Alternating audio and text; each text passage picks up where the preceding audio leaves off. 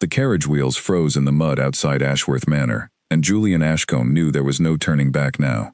He stepped down, his boots sinking into the wet gravel, and looked up at the tall grey house that would hide him from his own name for as long as he could manage it. A duke did not simply vanish from London society without whispers following him, but Julian had grown tired of whispers. He had grown tired of being watched, measured, and chased for his title, rather than for anything he actually was. So he had taken a plain black coat, a modest satchel of books, and the name Julian Ash, and he had answered an advertisement for a private tutor, as if he were any ordinary man looking for honest work. Lord Halden Ashworth met him at the door himself, which surprised Julian. Most men of new wealth liked to make an entrance, to let a servant open the door and announce the master of the house only after a suitable pause. But Halden Ashworth simply pulled the door open, looked Julian up and down, and said, "You're smaller than I pictured a tutor to be." "I did not realize tutors came in a particular size, sir," Julian said. Halden almost smiled at that. Almost. "Come in before the rain ruins your letters of reference, though I confess, your letters matter less to me than what you do with my daughter's stubbornness." The word stubbornness hung in the air like a warning bell. Julian stepped into the entrance hall, and that was when he heard it. A voice raised not in distress, but in clear, sharp argument, coming from a room down the corridor. A young woman's voice, firm and unafraid, arguing with someone about the price of grain, and whether the local miller was being cheated by the estate's steward. "That is my daughter," Halden said, sighing as though the sound caused him actual pain. "Eleanor. She has opinions on matters no young lady should trouble herself with. Grain prices, workers' wages, the conduct of tenant farmers. She corrects my own steward in front of the staff. She has frightened away 2 suitors already, because she would not stop discussing shipping tariffs at dinner." Julian felt something unfamiliar stir in his chest, something close to curiosity, though he kept his face calm and unreadable. "And you wish me to correct this in her?" "I wish you to civilize her," Halden said bluntly. "Teach her needlework and poetry, and the proper way to curtsy to a marquis. Teach her silence, if you must, though I doubt even the finest tutor in England could manage that particular miracle." Halden led him down the corridor, and the door to the study opened, just as they reached it. A young woman stepped out, her hair coming loose from its pins, ink staining 2 of her fingers, and an expression on her face that suggested she had just won an argument, and fully expected to win the next one as well. She stopped short when she saw Julian, her eyes moving over him quickly, assessing him the way a merchant assesses a bolt of cloth, before deciding whether it is worth the asking price. "Is this the tutor?" she asked her father, not taking her eyes off Julian. "This is Mr. Ash," Halden said. "Eleanor, this is the man who will be teaching you to behave like the daughter of a gentleman, instead of the daughter of a dock worker." "You were a dock worker's son yourself once, father," Eleanor said mildly, and Julian had to press his lips together to keep from smiling. "That is precisely why I know the difference matters," Halden said, already turning away, already done with the conversation, as though he had delivered his final word on the subject, and expected the world to fall in line behind it. "Mr. Ash, my daughter's lessons will begin tomorrow morning. I trust you understand the position I am offering you." "I believe I do, sir," Julian said. "Good. Then understand this as well."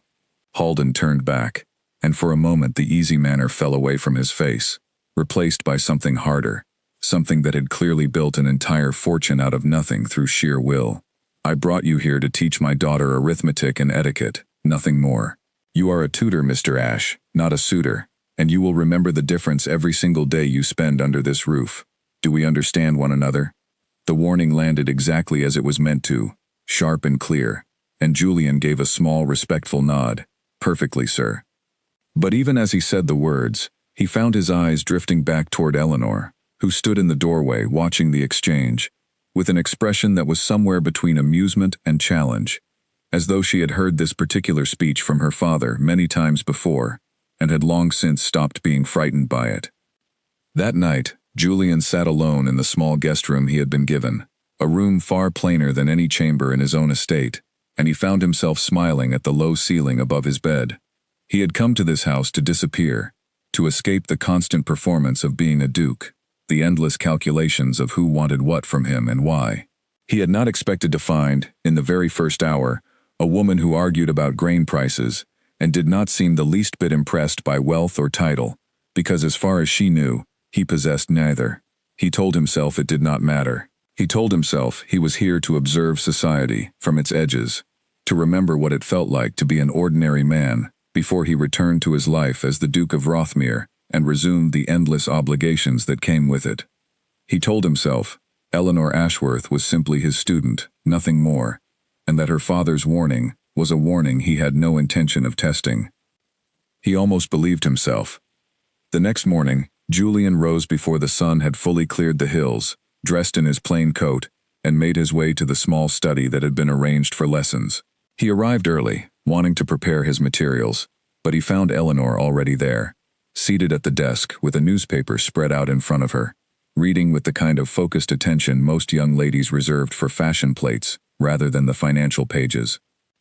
"You read the markets," Julian said, unable to keep the surprise from his voice. "I read everything," Eleanor said, not looking up. "My father built his fortune from nothing, Mr. Ash. I intend to understand exactly how he did it, in case I ever need to do the same. Most young ladies of your station are not expected to need such knowledge. Most young ladies of my station are expected to marry well and hope their husbands never lose everything in a bad investment," Eleanor said, finally lifting her eyes to meet his. "I would rather understand the investment myself." Julian found he had no argument against that, and strangely, he did not want one. He set down his books and pulled a chair to the desk. "Then let us begin with something practical. Show me what you already know, and I will decide what remains to be taught." What followed was not the lesson Julian had expected to give. He had prepared simple exercises in penmanship and basic sums, the sort of instruction any tutor might offer a reluctant student. Instead, he found himself in a genuine conversation about trade routes, about the fairness of tenant contracts, about whether a woman's signature should carry the same weight as a man's on a legal document. Eleanor argued with precision and conviction, and though her manners occasionally lacked the polish her father wanted, her mind was sharper than most scholars Julian had studied beside at university. By the time the lesson ended, 2 hours had passed instead of the planned one, and Julian realized with some alarm that he had enjoyed every minute of it. "You are not what I expected a tutor to be," Eleanor said as she gathered her papers. "And you are not what I expected a student to be," Julian replied. She studied him for a long moment, her head tilted slightly, as though trying to solve a puzzle whose pieces did not quite fit the picture on the box. "You speak like an educated man, more educated than most tutors I've met, and you sit like someone unused to sitting in plain chairs." Julian kept his expression carefully neutral, though inwardly he made a note to be more careful. "I have simply had good instructors of my own, Miss Ashworth." "Perhaps," Eleanor said, though her tone suggested she was not entirely convinced. "We shall see, Mr. Ash." Over the following days, a routine took shape between them. Mornings were spent on formal lessons, though Julian quickly abandoned the etiquette manual Halden had given him in favor of readings that actually interested Eleanor, history and economics, and the occasional philosophical text that made her argue with him for hours. Afternoons, when her father was occupied with business, Eleanor would sometimes walk the grounds with him, asking questions about the wider world that Julian, despite his disguise, found himself answering with genuine knowledge he should not have possessed as a simple tutor. He caught himself more than once, mid-sentence, describing the layout of a parliamentary session with far too much detail for a man who claimed never to have set foot inside such chambers. He caught himself speaking of foreign courts with an ease that came only from having actually visited them. Each time, Eleanor's sharp eyes would flicker with something like suspicion, and each time, Julian would steer the conversation elsewhere before she could ask the question forming behind her gaze. It was during one such walk, along the low stone wall that marked the edge of the eastern gardens, that Eleanor finally asked him directly, "Where did you study, Mr. Ash?" "Truly, not the polite answer you gave my father." Julian paused, watching a pair of birds circle above the orchard. "Does it matter where a man learned what he knows, or only that he knows it?" "It matters to me," Eleanor said. "Everything about a person matters to me, if I am to trust them." The word trust settled between them, heavier than either of them had perhaps intended. Julian turned to look at her, and for the first time since arriving at Ashworth Manor, he felt the full weight of the lie he was living, not as a clever escape from his title, but as something that stood directly between himself and a woman whose honesty he had come, in only a few short days, to genuinely admire. "I studied in many places," he said finally, choosing his words with care, "places that shaped me more than I perhaps let on. But I promise you, Miss Ashworth, nothing I have withheld is meant to cause you harm." Eleanor held his gaze a moment longer, then nodded slowly, though the question remained unresolved between them, hanging in the air like a thread neither of them had yet decided to pull. That evening, Halden Ashworth called Julian into his study, a room lined with ledgers and maps of shipping routes that told the story of a man who had clawed his way up from nothing through sheer determination. Halden did not offer him a seat. "My daughter speaks of you often at dinner," Halden said, without preamble, "more often than she has spoken of any tutor before you." "I am simply doing the work you hired me to do, sir," Julian said carefully. "Are you?" Halden's eyes were sharp, assessing, the same eyes that had likely spotted every failing business partner and every dishonest clerk in his long career. "Let me be plain with you, Mr. Ash, because I do not enjoy repeating myself. I did not build this fortune by ignoring warning signs. I see the way my daughter looks at you already, though it has been only a matter of days. I see the way you look back, though you are careful to hide it." Julian said nothing, because there was nothing he could say that would not sound like a denial too quickly given. "I brought you here to teach her," Halden continued, his voice low and firm, "not to court her. Whatever education you provide her, remember that her future belongs to a match, befitting her position, not to whatever affection might grow between a tutor and his pupil in the quiet hours of an empty house. Do you understand me, Mr. Ash?" "I understand you perfectly, sir," Julian said, and he meant it, even as some quiet, rebellious part of him wondered whether understanding a warning and obeying it were truly the same thing. He left the study that night, with Halden's words echoing in his mind, and he told himself, as he had told himself every night since arriving, that he would guard himself more carefully. He would remember his purpose here, remember that this life was a temporary escape and not a permanent home, remember that Eleanor Ashworth, whatever she made him feel, was not his to want. But as he passed the small study where their lessons took place each morning, he saw a light still burning beneath the door, and through the gap he glimpsed Eleanor bent over a book, her ink-stained fingers turning pages long after she should have retired for the night. She looked up as his shadow crossed the light, and for a moment, neither of them moved, caught in a silence that said far more than either was willing to speak aloud. "Good night, Mr. Ash," she said softly. "Good night, Miss Ashworth," he answered, and forced himself to keep walking, though every step away from that door felt heavier than the one before it. Julian returned to his room and sat by the window for a long while, watching the moon rise over the orchard, and he thought, not for the first time, that he had come to this house seeking freedom from the burdens of his title, only to find himself trapped by something far more difficult to escape than any duty he had ever known. A warning had been given, a line had been drawn, and already, in his heart, he could feel that line beginning to blur. He did not yet know how much harder that line would become to hold, nor how quickly the quiet mornings of shared lessons would give way to something neither Eleanor's father nor Julian's own hidden title could easily contain. For now, there was only the study, the books, the slow unfolding of two minds, discovering they understood the world in much the same way, and the growing unspoken sense that whatever came next would not be simple, and would not be easily undone. The days that followed brought a strange, quiet rhythm to Ashworth Manor. Each morning, Julian arrived at the study to find Eleanor already waiting, her curiosity sharper than the morning before, her questions harder to answer, without revealing more of himself than he intended. Each afternoon brought long conversations disguised as lessons, and each evening brought a fresh reminder from his own conscience that Halden Ashworth's warning had not been idle, and that a duke hiding as a tutor was playing a far more dangerous game than he had first believed. Yet even as the danger grew clearer, so too did something else. Something neither of them spoke aloud, but both of them had begun, quietly and carefully, to feel. Eleanor did not know his name, his title, or the truth of the life waiting for him beyond the walls of her father's house.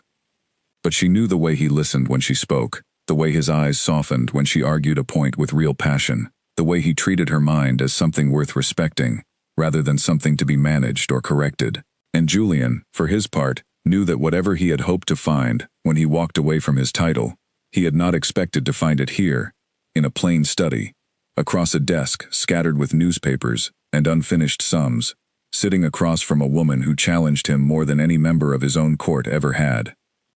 Neither of them spoke of what was growing between them. Neither of them dared to name it. But as the days passed and the warnings grew louder, both of them understood, in the quiet places of their own hearts, that something had already begun, that neither her father's rules nor Julian's disguise would be able to stop for very much longer. A carriage bearing a crest Julian recognized instantly rolled up the drive of Ashworth Manor on a gray afternoon, and his stomach tightened before the driver had even brought the horses to a stop. He watched from the window of the study, his pulse quickening, as a footman opened the door, and Lady Margaret Fenway. The letter arrived on a Tuesday morning, sealed with wax bearing a mark Eleanor did not recognize, and it was addressed not to her father, but directly to Julian. She discovered it by accident, resting on the hallway table, where the household's post was normally sorted, and she might have walked past it entirely, had the elegant, unfamiliar handwriting not caught her attention. She did not open it. She would never have opened another person's private correspondence. But the sight of it stayed with her throughout the morning, a small nagging thread she could not quite ignore, especially when Julian arrived for their lesson looking paler than usual, his composure slightly frayed at the edges in a way she had never seen before. "Is something troubling you, Mr. Ashe?" she asked, watching him fumble with his books in a manner entirely unlike his usual precise habits. "Nothing of consequence," Julian said, though his voice lacked its usual steadiness. Eleanor let the matter rest, though her curiosity did not, and over the following days, she began to notice other small inconsistencies she had previously overlooked or explained away. The fine quality of the handkerchief he sometimes forgot to hide fully inside his coat pocket, embroidered with an initial that did not match the name Ashe. The way he occasionally referred to conversations with foreign diplomats, as though he had been present in the room himself, before quickly correcting his phrasing to something vaguer. The unmistakable authority in his voice, whenever a servant made an error, a tone of natural command that no ordinary tutor would ever have cause to develop. She began, quietly and without announcing her intentions to anyone, to pay closer attention. Her opportunity came on an afternoon when Julian was called away suddenly to deal with a matter in the village, leaving his satchel of books and papers behind in the study. Eleanor told herself she was simply organizing the materials for their next lesson, when she noticed a folded paper protruding slightly from beneath a stack of texts, the same elegant handwriting she had seen on the sealed letter days before. She hesitated only a moment, before curiosity won over caution, and she carefully unfolded the paper enough to read a portion of its contents. The words that greeted her stole the breath from her lungs entirely. "Your Grace," the letter began, "we await your return to London with growing concern. As matters at Rothmere House require the Duke's attention, no disguise can indefinitely postpone." Eleanor read the line 3 times, certain she had misunderstood, certain there was some explanation that did not mean what the words plainly suggested. But there was no other explanation to be found. Julian Ashe, her tutor, the man her father had hired to teach her arithmetic and etiquette, the man who listened to her arguments with genuine interest and defended her before her own father, was not a tutor at all. He was a duke, hiding beneath a false name in her father's house, for reasons she could not begin to guess. She folded the letter carefully and returned it exactly to where she had found it, her hands trembling slightly as she did so, her mind racing through every conversation they had shared, every moment that now seemed to carry an entirely different weight than she had understood at the time. She thought of Lady Margaret Fenwick's visit, the missing duke whose description matched Julian so precisely that Eleanor had nearly guessed the truth then, if only she had allowed herself to fully consider it. She left the study before Julian returned, unable to face him yet, needing time to understand what this discovery meant and how she felt about it. That evening, at a small social gathering hosted by a neighboring family, Eleanor found herself seated near a table of older gentlemen discussing the same rumor Lady Margaret had mentioned weeks before, the mysterious disappearance of a young duke from London society. She listened carefully now, gathering every detail she could without drawing attention to her interest. "The Duke of Rothmere," one gentleman said, shaking his head with the particular relish men reserve for gossip about their betters, "vanished entirely, not seen at a single event in weeks. Some say he has taken ill, Others say he has simply grown tired of the marriage-minded mothers parading their daughters before him at every ball. Eleanor's pulse quickened at the name. Rothmere. She had heard Julian mention offhandedly, weeks earlier, a childhood memory involving a place called Rothmere, quickly correcting himself and changing the subject before she could ask further questions. At the time, she had thought nothing of it. Now, the pieces fit together with an inevitability that left her feeling both foolish for not seeing it sooner and strangely breathless at the scale of what it meant. She returned home that evening carrying the knowledge like a stone in her chest, uncertain whether to confront Julian immediately or to wait until she better understood her own feelings on the matter. Anger simmered beneath her confusion, a sharp, wounded sense of betrayal at having been deceived by someone she had genuinely come to trust, someone she had begun to care for in ways she had not fully allowed herself to acknowledge until this very moment. And yet beneath that anger ran something more complicated still, a strange, reluctant understanding of why a man burdened by such a title might wish, however briefly, to be seen as simply himself. She found him the next morning in the study, arranging the day's lesson as though nothing had changed, as though the world had not shifted entirely beneath Eleanor's feet in the span of a single afternoon. She studied his face for a long moment, searching for some sign of the truth she now carried, and something in her expression must have alerted him, because his easy manner faltered almost immediately. "Miss Ashworth?" he asked carefully. "Is something wrong?" "I read the letter," Eleanor said simply, watching every flicker of reaction cross his face. "The one addressed to your grace." The color drained visibly from Julian's face, and for a long, heavy moment, neither of them spoke. The silence stretched between them, filled with everything neither one was yet ready to say aloud, and Eleanor found herself waiting, almost desperately, for him to finally tell her the truth she already knew. "Eleanor," he said finally, his voice quieter than she had ever heard it, using her given name for the first time since their acquaintance had begun. "I owe you an explanation." "Yes," Eleanor said, her own voice steadier than she felt. "I believe you do."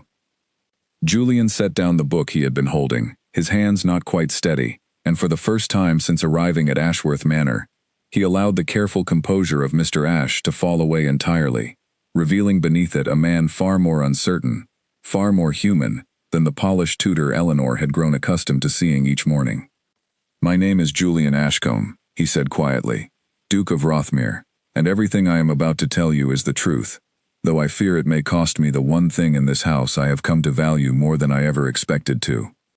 Eleanor said nothing, simply waited, her heart pounding with a mixture of anger, confusion, and something else entirely that she was not yet ready to name, as the man she had known as her tutor finally prepared to tell her exactly who he truly was, and why he had chosen, of all the places in England he might have hidden, to hide himself within the walls of her father's house. "You had no right," Eleanor said, her voice trembling with an anger sharper than any she had ever directed at him before. "Weeks, Julian. Weeks of lessons, of conversations, of moments I believed were honest between us, and the entire time you were hiding behind a name that was never yours to begin with." "I know," Julian said quietly, not attempting to defend himself against the accusation, because he understood, fully and completely, that she was right to be furious. "I have no excuse that will satisfy you, Eleanor, only an explanation, if you are willing to hear it." Eleanor crossed her arms, her jaw set in the same stubborn line her father wore whenever he refused to back down from a position. "Explain then." Julian drew a slow breath, gathering the words he had never spoken aloud to anyone, not even to the few friends he trusted most. "I was raised from birth to be nothing but a title. Every conversation I have ever had, every friendship I have ever formed, every woman who has ever smiled at me across a ballroom, has been shaped entirely by the fact that I am the Duke of Rothmere. I have never once known, in my entire life, whether anyone valued me for myself, or simply for what my name could offer them. And you thought disguising yourself as a tutor would solve that," Eleanor said flatly. "I did not think it would solve anything," Julian admitted. "I only knew I could not continue living as I was, surrounded by people who wanted things from me, and called it friendship, trapped in a life that felt less like my own, with every passing year. When I saw the advertisement for a tutor's position, it felt like an opportunity to simply exist as a man, without the weight of the title attached to every word I spoke." Eleanor's anger had not fully faded, but something in her expression softened slightly as she listened, understanding, despite herself, the particular loneliness he was describing. And what of me, Julian? Was I simply part of your escape? A convenient distraction while you played at being ordinary? No, Julian said immediately, the word carrying more force than anything else he had said. Eleanor, you were never a distraction. You were the first person in my entire life who spoke to me, as though my mind mattered more than my title, because you had no idea I possessed one. Every conversation we shared, every argument, every moment I spent teaching you, or being taught by you in turn, was entirely real. That much, I promise you, was never a lie. Eleanor studied him for a long moment, searching his face for any hint of deception, and finding none. Why did you not simply tell me, once you realized how close we had become? Because I was afraid, Julian admitted, the confession clearly costing him something significant to voice aloud. Afraid that once you knew the truth, you would see only the Duke, as everyone else always has. And the version of myself I found here, the version you seemed to genuinely care for, would disappear entirely. The silence that followed stretched long between them, filled with everything unspoken, and Eleanor found herself wrestling with feelings far more complicated than simple anger. She understood, in some quiet corner of her heart, the particular pain of being valued only for what one could offer, rather than for who one truly was, having spent her own life watching suitors court her more for her father's fortune than for her own company. And yet the deception remained, undeniable and significant, a foundation of falsehood beneath whatever genuine connection had grown between them. I need time, she said finally, her voice quieter now, though still guarded. I cannot simply forgive this, because you have offered a sympathetic explanation, Julian. Trust, once broken, is not so easily rebuilt. I understand, Julian said, and he did, fully. Take whatever time you need. I will not press you for more than you are willing to give. Eleanor left the study without another word, and Julian remained behind, sitting alone, amid the scattered books and papers of their lessons, feeling more uncertain than he had felt in years. He had spent his entire adult life commanding rooms, directing conversations, never once doubting his ability to navigate any social situation placed before him. And yet here, in this small study, facing the possibility of losing something he had only recently discovered he wanted, he felt entirely without direction. Word of the discovery did not remain contained for long. Within days, whispers began circulating through the household staff, servants noticing the sudden tension between the young mistress and her tutor, noticing too the fine quality of a signet ring Julian had grown careless about hiding, since his secret had already been uncovered by the one person whose opinion mattered most to him. It was only a matter of time before those whispers reached Halden Ashworth's ears, and when they did, his reaction was swift and severe. He summoned Julian to his study late one evening, and the moment Julian entered, he understood immediately from Halden's expression that the older man already knew everything. Your Grace, Halden said, the title dripping with an anger far colder than anything Julian had yet witnessed from him. I believe formalities are due, given the circumstances. Lord Ashworth, Julian began, allow me to explain. Explain what, precisely? Halden's voice rose sharply, years of carefully controlled composure finally cracking under the weight of what he had learned. That the man I hired to educate my daughter, the man I trusted within these walls, the man I explicitly warned to remember his place, has been deceiving this entire household for weeks under a false name? What explanation could possibly account for that, Your Grace? I never intended to deceive Eleanor for personal gain, Julian said steadily, though the weight of Halden's fury pressed heavily against him. I sought only a brief escape from the burdens of my title. I did not anticipate. You did not anticipate what? Halden interrupted, his voice dangerously quiet now. That my daughter might come to care for you, that you might come to care for her in return, all while hiding behind a lie that made any honest courtship impossible from the very beginning? Julian had no answer that would satisfy the accusation, because Halden's assessment, however painful to hear, was entirely accurate. I built everything I have from nothing, Halden continued, his voice trembling now with an emotion that went beyond simple anger, something closer to genuine hurt. I know precisely what it costs a man to be judged for his birth rather than his character, and I have spent my entire life protecting my daughter from ever being treated as a mere prize, to be won by men interested only in what marrying her might gain them. And now I discover that the very man I trusted to teach her, has been doing exactly that, under a disguise cleverer than any I have encountered before. That was never my intention, Julian said, though he understood, even as he spoke, how hollow the words must sound to a father who felt his trust had been so thoroughly betrayed. Intention matters little when the outcome remains the same, Halden said, rising from his desk, his full height and years of hard-won authority radiating through the room. I said tutor, not suitor, Your Grace, and I meant it. You will leave this house by morning, and you will not attempt to contact my daughter again. Whatever affection has grown between you, it ends here, tonight, before it costs either of you more than either can afford to lose. Julian stood his ground, though every instinct urged him to argue, to explain further, to somehow convince Halden that what had grown between himself and Eleanor deserved more consideration than a swift dismissal. But he understood, looking into Halden's unyielding expression, that no words he offered tonight would change the older man's mind. As you wish, sir, Julian said quietly, and he left the study, the weight of everything he stood to lose settling heavily upon his shoulders as he made his way back through the darkened halls of Ashworth Manor, uncertain whether this would be the last night he would ever spend beneath its roof, or the last time he would ever see the woman who had, in only a matter of weeks, taught him more about honesty and genuine connection than his entire life among London's aristocracy had ever managed to offer. The study felt unbearably empty the next morning, the books still stacked exactly as Julian had left them, his neat handwriting still visible on a half-finished page of notes meant for a lesson that would never take place. Eleanor stood in the doorway for a long moment, staring at the space where he had sat every morning for weeks, before forcing herself to close the door and walk away. Her father had told her only that Mr. Ashe had been dismissed, offering no further explanation, though the careful way he avoided her eyes told her he knew she had already guessed the deeper reason behind it. She did not cry, though the pressure behind her eyes remained constant for days afterward. She threw herself instead into the household ledgers, into long walks across the estate grounds, into anything that might occupy the restless energy that had replaced the quiet contentment of her recent weeks. She told herself she was angry at Julian for the deception, and she was, genuinely. But beneath that anger lay something far more difficult to manage, a grief for a connection she had only just begun to fully understand before it was taken from her. Halden, for his part, seemed determined to move forward as though nothing significant had occurred at all.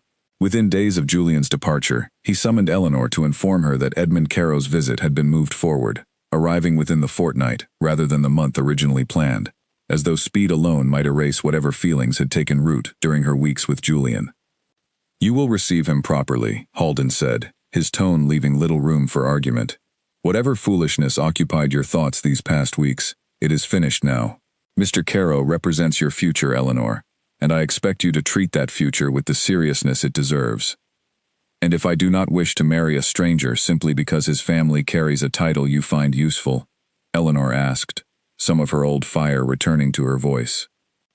Then you will learn to wish it, Halden repeated, the same words he had used weeks before, though this time Eleanor heard beneath them something she had not noticed previously, a genuine fear that had nothing to do with social ambition and everything to do with a father's desperate desire to protect his daughter from being hurt, the way he clearly believed Julian had already hurt her. Father, Eleanor said, softening slightly despite herself, I understand you wish to protect me, but forcing me into a marriage with a man I have never met will not undo whatever pain Julian's deception caused. It will only add to it. Halden's expression flickered, some of his hardness giving way to something more vulnerable. I have spent my entire life building something to give you, Eleanor. Security, position, a future no one can take from you the way poverty once threatened to take everything from me. I cannot watch you throw that away on sentiment, no matter how genuine it may have felt in the moment. It was not merely sentiment, Eleanor said quietly. Whatever else he lied about, the way he listened to me, the way he respected my mind, that much felt entirely real, Father. I do not know how to simply forget it because you wish me to.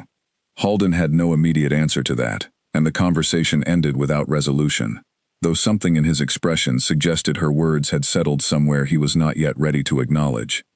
Meanwhile, in London, Julian returned to Rothmere House to find his absence had done nothing to quiet the whispers that had followed him since before his disappearance. If anything, his sudden reappearance only intensified them, drawing curious visitors and calculating mothers eager to secure his attention for their unmarried daughters, all of whom seemed entirely uninterested in anything about him beyond the title he carried and the fortune attached to it. He moved through these obligations with a hollowness he had never experienced before his time at Ashworth Manor, attending the same balls, enduring the same shallow conversations, receiving the same practiced smiles from women who knew nothing of him beyond his rank. Where once he had simply accepted this as the unavoidable texture of his life, now the contrast felt unbearable. Every empty exchange, reminding him sharply of mornings spent arguing economics with a woman who had wanted nothing from him, beyond honest conversation. His closest friend, Henry Whitmore, a fellow peer who had known Julian since their school days, found him one evening standing alone on the balcony of a crowded ballroom, staring out at nothing in particular, while the party continued obliviously behind him. "You look like a man attending his own funeral," Henry observed, joining him at the railing. "What happened to you these past weeks, Julian? You vanish without a word, and you return looking like this. Care to explain, or shall I simply assume the worst, and let the gossip fill in the details for me?" Julian considered deflecting, as he had done with every other curious acquaintance since his return, but something about Henry's genuine concern, free of the calculating interest he encountered everywhere else, loosened his guard slightly. "I met someone," he said finally. "A woman who had no idea who I was, who valued me, for reasons that had nothing to do with this title." "And?" Henry prompted. "And I lost her the moment the truth came out," Julian said. "Or rather, I lost the chance to know whether what grew between us could survive that truth, because her father dismissed me before either of us had the opportunity to find out." Henry studied his friend for a long moment, understanding beginning to dawn in his expression. "You are in love with her." The word landed with unexpected force, and Julian found he could not immediately deny it, because denying it would have been its own kind of lie, the very thing he had promised himself, weeks ago in that quiet garden beneath the orchard trees, he would no longer allow between himself and Eleanor Ashworth. "I am," Julian admitted quietly, the confession settling something restless inside him, even as it opened an entirely new set of complications. "And I do not know what to do about it, Henry, given how thoroughly I destroyed her trust before I ever had the chance to properly earn it." "Then earn it now," Henry said simply, as though the solution were obvious. "You are the Duke of Rothmere, Julian. You have spent your entire life believing your title only ever worked against you, driving people toward you for the wrong reasons. Perhaps it is time you discovered whether it might, for once, help you fight for the right one." Julian turned the words over carefully, in his mind long after Henry had returned to the party, staring out over the lights of London, with a growing sense of purpose beginning to replace the hollow despair that had settled over him since leaving Ashworth Manor. He had spent weeks hiding from his title, believing it a burden that separated him from genuine connection. But perhaps, he realized slowly, the answer was not to keep hiding from who he truly was, but to finally use every advantage that identity offered him, honestly and openly this time, in pursuit of the one thing that had ever made him feel genuinely himself. He did not yet know exactly how he would repair what had been broken, nor whether Eleanor would even agree to see him again after everything that had happened. But for the first time since leaving her father's house, Julian felt something other than hollow regret settling into its place, a quiet, determined resolve that whatever it cost him, he did not intend to let Eleanor Ashworth slip away from his life without a genuine fight to win back her trust. Edmund Caro arrived at Ashworth Manor precisely on schedule, dressed in the kind of carefully tailored coat that spoke of old money rather than earned success, his manner polished to a degree that Eleanor found immediately grating rather than impressive. He greeted her father with practiced warmth, and greeted Eleanor herself with a bow that lasted exactly the correct length of time, neither too brief nor too lingering, every gesture calculated to project precisely the image of a suitable match. "Miss Ashworth," Edmund said, his smile pleasant, but entirely without the genuine curiosity Eleanor had grown accustomed to in her conversations with Julian. "Your father speaks highly of your accomplishments.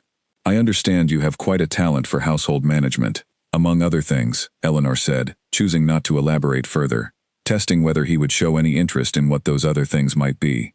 He did not. Instead, he launched into a lengthy description of his family's country estate, the improvements he intended to make to its gardens, the social calendar he expected to maintain once married, speaking entirely in terms of what his future wife would be expected to manage, rather than asking a single question about Eleanor's own thoughts or interests. Throughout dinner, he addressed most of his conversation to Halden, discussing business matters and social connections, occasionally turning to Eleanor, only to comment approvingly on some minor point of her appearance or manner, as though she were a well-arranged room he was considering purchasing, rather than a person he might spend the remainder of his life beside. Eleanor endured the evening with practiced patience, offering polite responses where required, but the contrast between Edmund's calculated pleasantness and the genuine engagement she had shared with Julian grew more painful with every passing hour. By the time the evening ended and Edmund departed with promises of a return visit, Eleanor retreated to her room, feeling more certain than ever that whatever future her father envisioned for her with this man held nothing of what she truly wanted for her own life. Halden found her later that night, sitting alone by her window, staring out at the darkened gardens below. He seemed a reasonable man, Halden said carefully, testing the waters of her opinion. He seemed a man interested in acquiring a wife, the way he might acquire a new horse or a well-situated property. Eleanor said flatly. Suitable, well-trained, and entirely without a voice of her own in the matter. Halden was quiet for a long moment, and when he finally spoke, his voice carried none of its usual firmness. I only wish to protect you, Eleanor, from men who might use you for your fortune without offering genuine regard in return. I feared, after everything with Mr. Ashe, that you might have lost faith in ever finding a man who valued you honestly, and I thought perhaps a secure match, even without deep affection, might spare you further hurt. Father, Eleanor said softly, turning to face him fully, I would rather risk hurt in pursuit of genuine connection than accept a lifetime of comfortable emptiness simply because it feels safer. You built everything you have through risk and determination. Why do you believe I deserve any less courage in my own life? Halden had no ready answer to that, and something in his expression, some quiet crack in the careful armor he had maintained since his own difficult rise from poverty, suggested her words had struck somewhere genuinely tender. Meanwhile, across the county, word had begun to spread of the Duke of Rothmere's sudden and pointed interest in matters concerning Lord Ashworth's household, though the precise nature of that interest remained, for the moment, a carefully guarded secret. Julian had spent the days since his conversation with Henry Whitmore setting quiet plans into motion, using his considerable influence to investigate exactly how Edmund Caro had come to be considered a suitable match for Eleanor, and what he discovered troubled him considerably. Edmund Caro's family fortune, it turned out, existed largely on paper, propped up by debts, carefully hidden from public knowledge, debts that a marriage into Halden Ashworth's newly wealthy family would go a considerable distance toward resolving. Edmund himself had no genuine interest in Eleanor beyond the financial security marrying her would provide his struggling estate, a fact Julian felt certain Halden did not yet fully understand, distracted as he had been by the appeal of a titled connection for his daughter. Julian arranged, through Henry's careful discretion, for this information to reach Halden through a source that would not immediately reveal Julian's own involvement, wanting Halden to reach his own conclusions about Edmund Caro's suitability without feeling as though Julian were manipulating the situation for his own benefit. It was, he told himself, simply the truth deserving to be known, regardless of what it might mean for his own chances of repairing things with Eleanor. The information reached Halden within days, delivered through a business associate who had heard the rumors circulating through London's financial circles, and Halden's reaction, when he finally understood the full scope of Edmund Caro's true intentions, was one of genuine fury at having so nearly delivered his daughter into a marriage built entirely on deception, disguised as opportunity. I have been a fool, Halden admitted to Eleanor that evening, his voice heavy with something close to shame.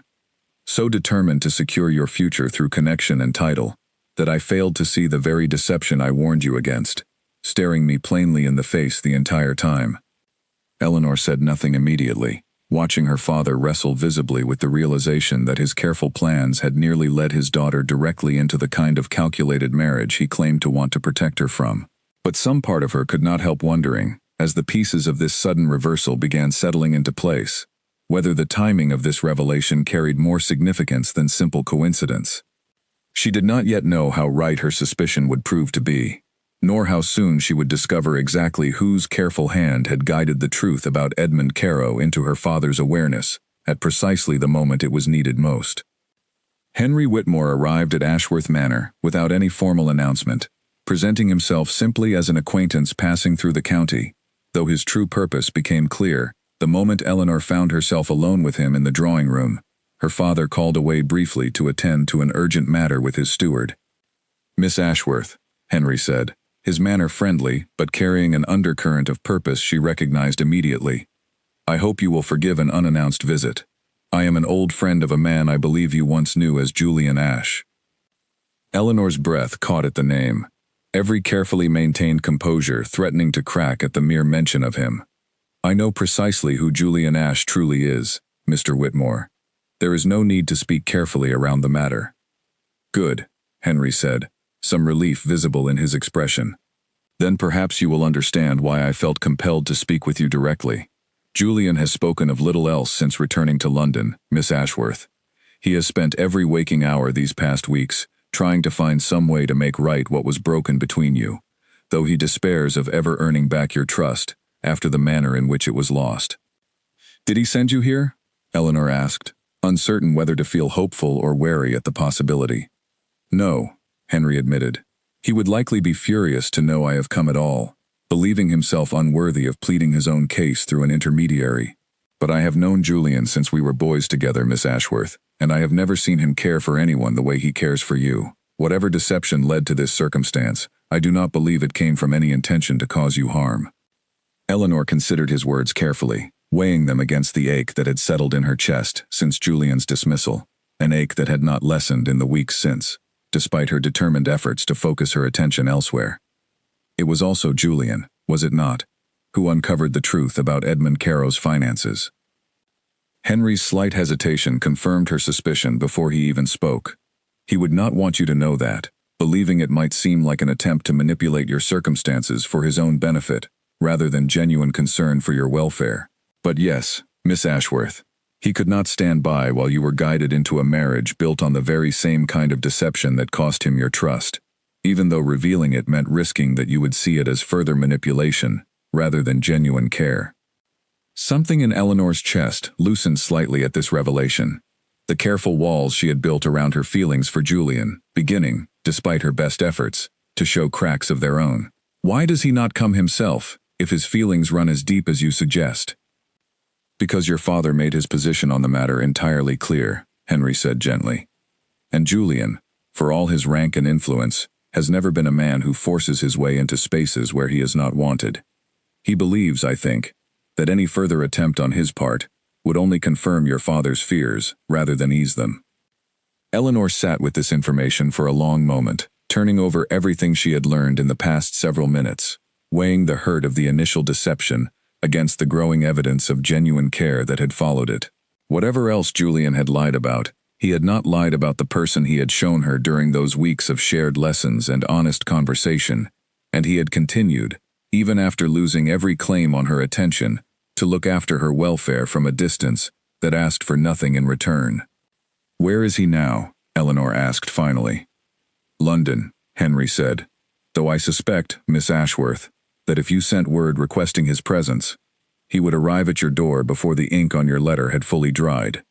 Eleanor did not answer immediately, her mind working through the complicated tangle of emotions this conversation had stirred.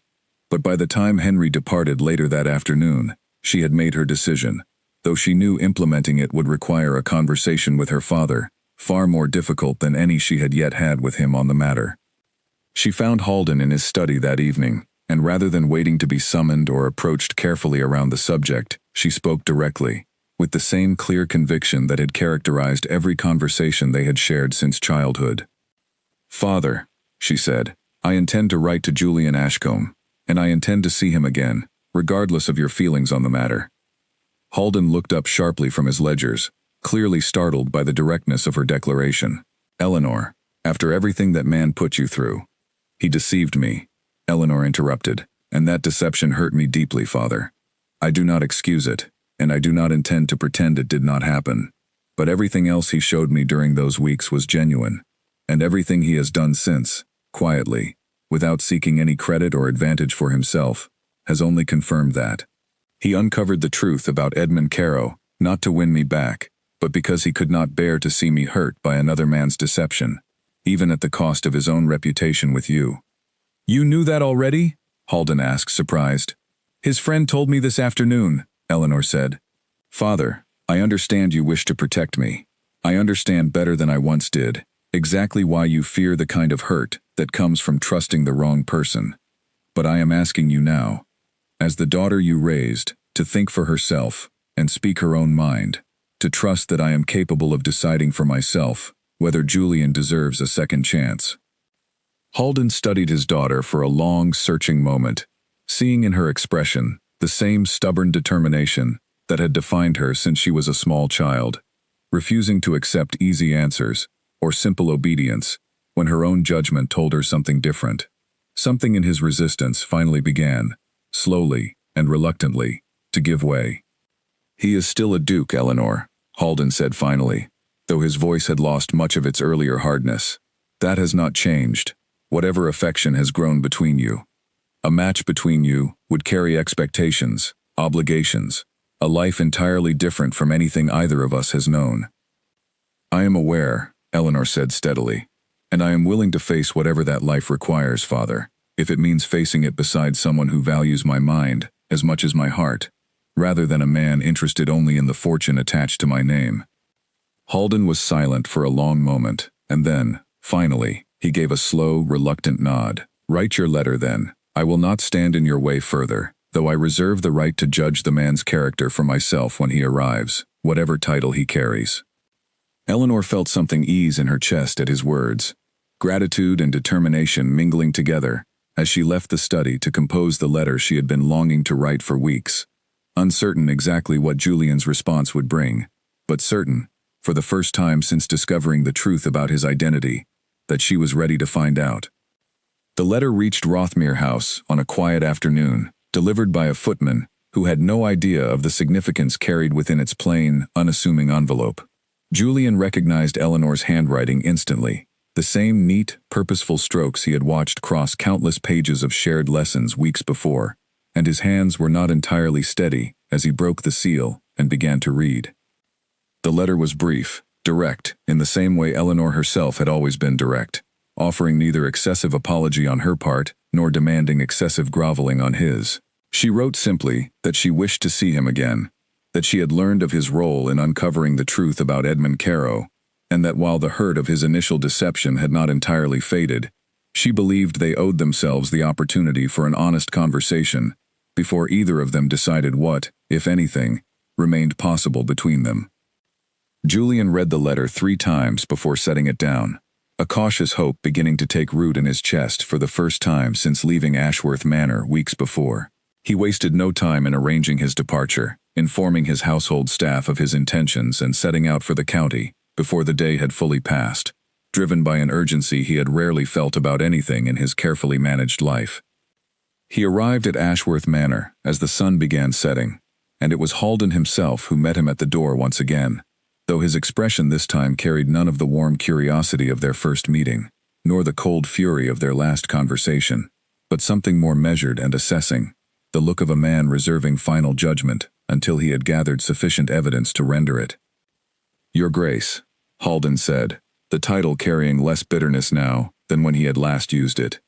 "My daughter is waiting for you in the garden, but before you go to her, I believe we have a conversation of our own that requires attention."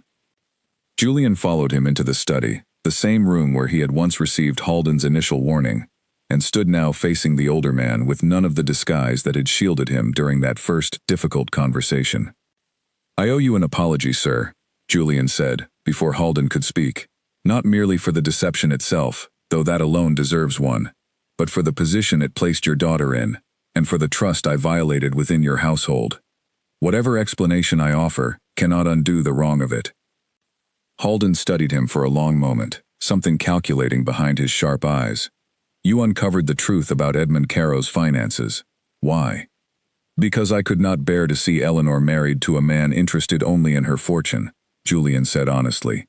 "I sought no credit for it, sir, and I would have been content to remain unknown in the matter entirely.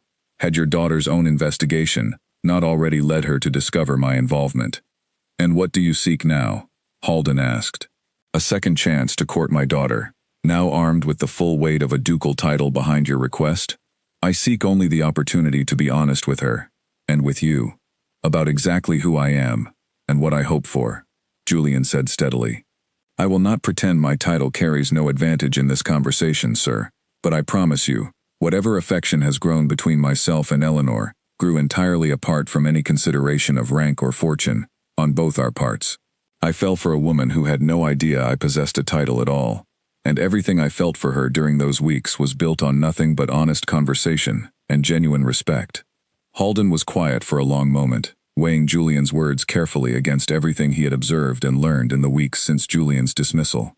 Finally he spoke, his voice carrying a weariness that suggested the fight had largely gone out of him.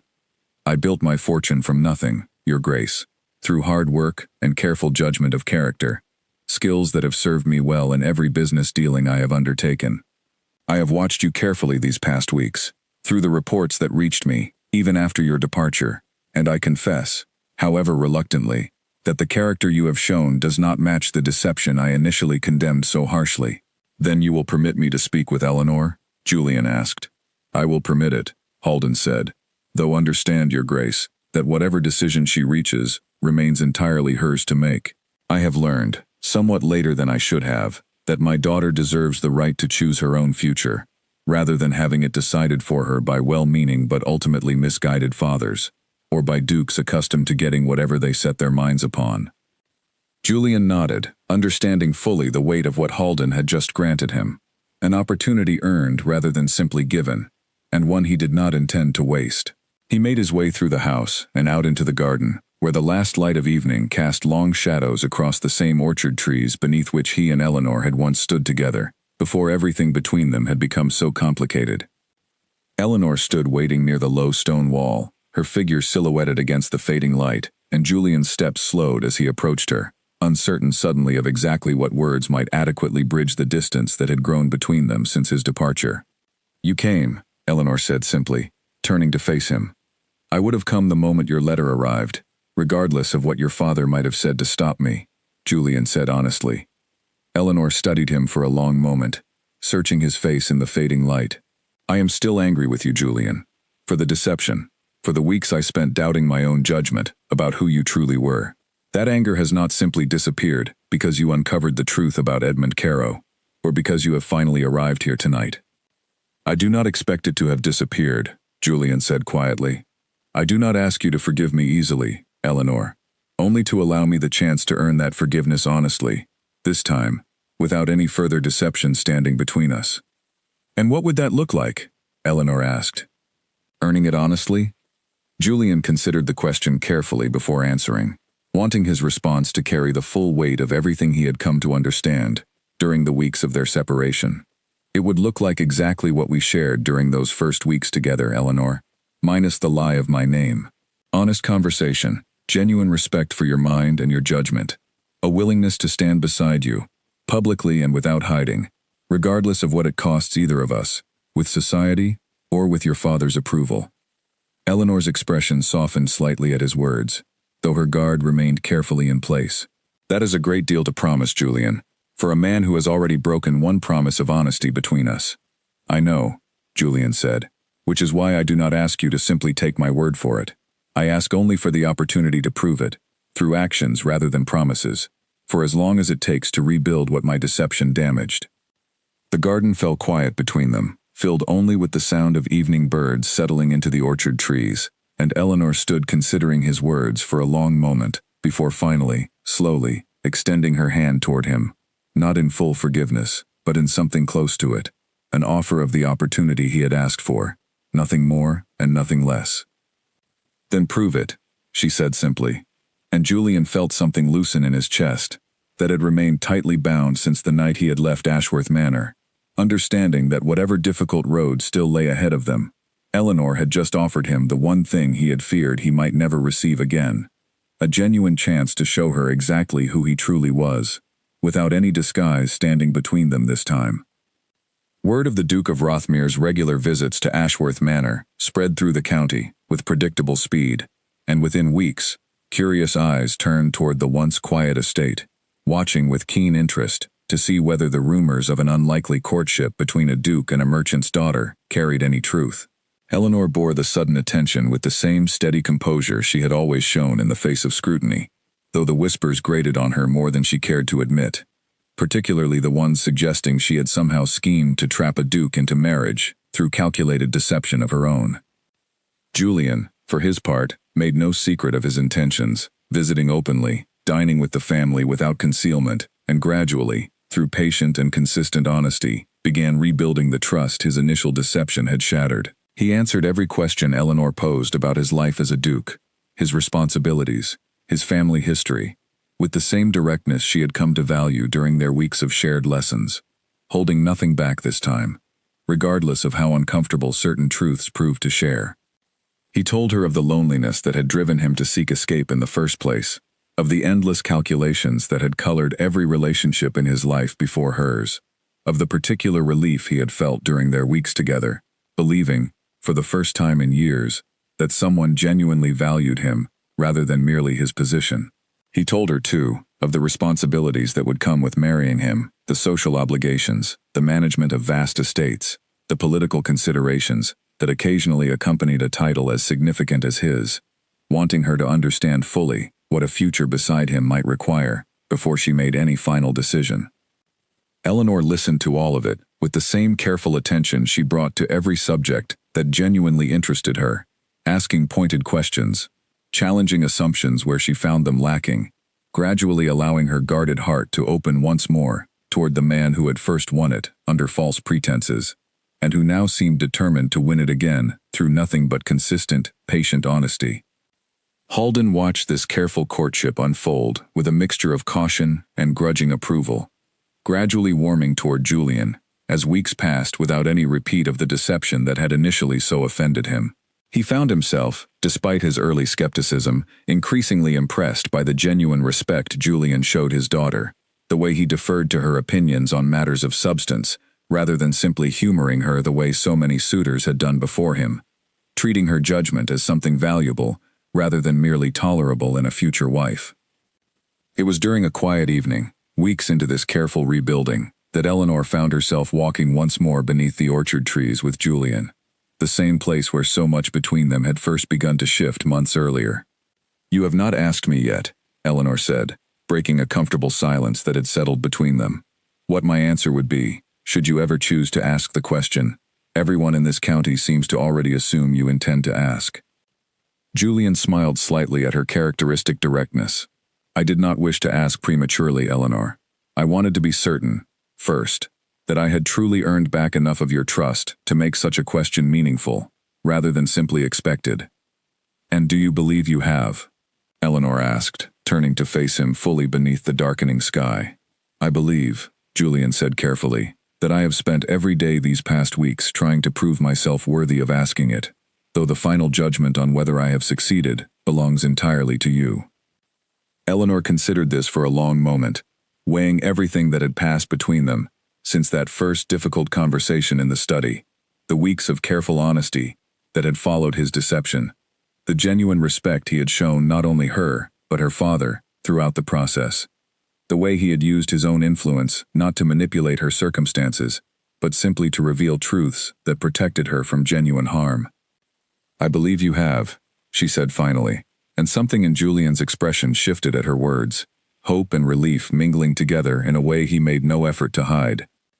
"Then perhaps," he said quietly, reaching for her hand, "I might finally ask the question I have been waiting weeks to voice, though I intend to do so properly, before your father and whatever witnesses might care to observe, rather than hiding this moment away in a private garden, the way I once hid so much else about myself."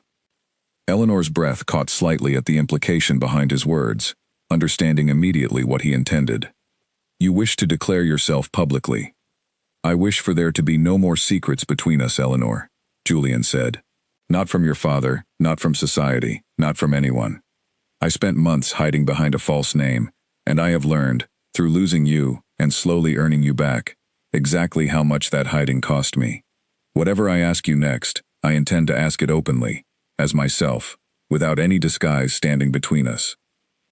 Eleanor squeezed his hand gently, a small smile finally breaking through her careful composure. "Then I suppose, Your Grace, you had best make whatever arrangements you believe necessary, because I find myself increasingly curious to hear exactly what you intend to say." Julian returned her smile, feeling, for the first time since his deception had been discovered, that the difficult road of rebuilding trust had finally led them to solid ground once more, and that whatever remained ahead, he intended to walk it beside Eleanor honestly, publicly, and without any further concealment, exactly as she deserved. The gathering Halden arranged carried none of the modest simplicity of the household's usual evenings, filling the drawing room with a wider circle of neighbors, acquaintances, and curious members of society who had heard enough of the unusual courtship between his daughter and the Duke of Rothmere to ensure a full attendance the moment invitations were sent.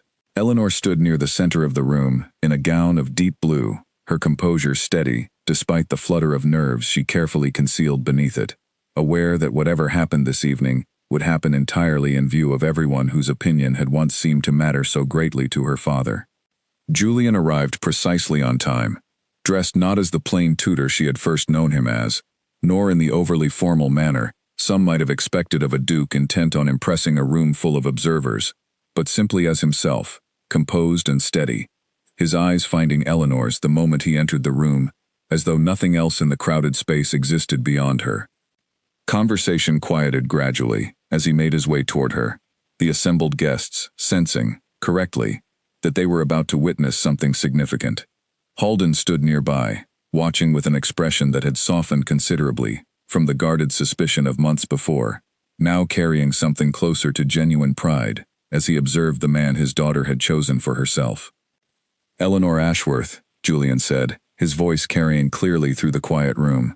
"I came to your father's house months ago, hiding behind a false name, seeking nothing more than a brief escape from a life that had begun to feel entirely hollow. I did not expect, in doing so, to find the one person who would teach me exactly what genuine connection felt like, nor did I expect to fall so completely for a woman who valued my mind and my character long before she ever knew I possessed a title worth valuing." A murmur rippled through the gathered guests, though Julian did not pause, his attention fixed entirely on Eleanor. "I know the wrong I did you in that deception," he continued. "I know the trust I broke, and the pain that discovery caused you. I have spent every day since trying to prove that whatever grew between us during those weeks of honest conversation was never a lie, regardless of the false name attached to it. And I intend to spend every day for the rest of my life continuing to prove that, if you will allow me the honor." He lowered himself onto one knee before her, drawing a small box from his coat pocket, and the room fell entirely silent, every eye fixed on the two of them. "Eleanor Ashworth," Julian said, "I came into this house as a tutor, hired to teach you arithmetic and etiquette, forbidden by your own father from ever considering you as anything more.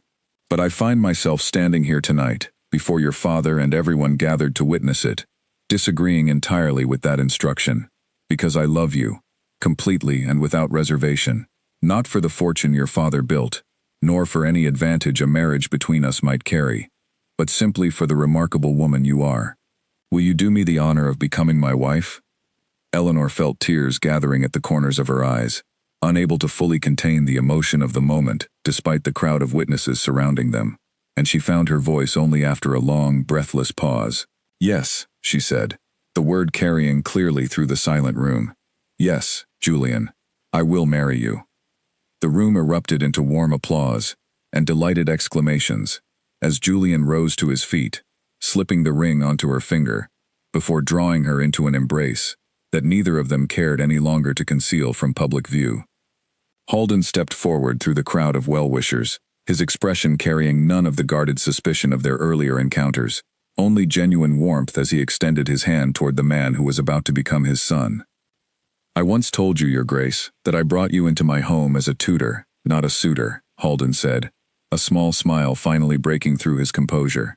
"I confess, I have rarely been so pleased to have my instructions so thoroughly disregarded." "I hope you understand, sir," Julian said, shaking Halden's offered hand firmly, "that I intend to spend the rest of my life proving your reconsideration was well-founded." "See that you do," Halden said, though the warning carried none of its earlier weight. replaced instead by the genuine affection of a father, finally at peace with his daughter's chosen future. As the celebration continued around them, Eleanor found herself standing once more beside Julian, near the edge of the room, watching the same guests who had once whispered curiously about their unlikely courtship now offering genuine congratulations. The scandal of a duke's disguise transformed, through months of patient honesty, into a story people would tell for years, as one of genuine devotion rather than mere deception. "Do you regret it?" Eleanor asked quietly, watching the joyful chaos of the celebration unfold before them. "Any of it? The disguise, the discovery, the difficult months that followed?" Julian considered the question seriously, as he considered every question she posed to him, before answering with the same honesty that had come to define everything between them, since the truth had first come to light. "I regret the pain the deception caused you, Eleanor, more than I can properly express, but I cannot regret the path that led us here, to this moment, standing together, as exactly who we truly are, with nothing left concealed between us." Eleanor smiled, leaning against him as the celebration continued around them, the future stretching ahead of them now with a clarity and honesty that had seemed impossible only months before, when a father's simple warning had first stood between a tutor and the woman he was never supposed to love, and a duke had disagreed entirely, choosing instead to fight for a future neither rank nor deception could ultimately keep from them.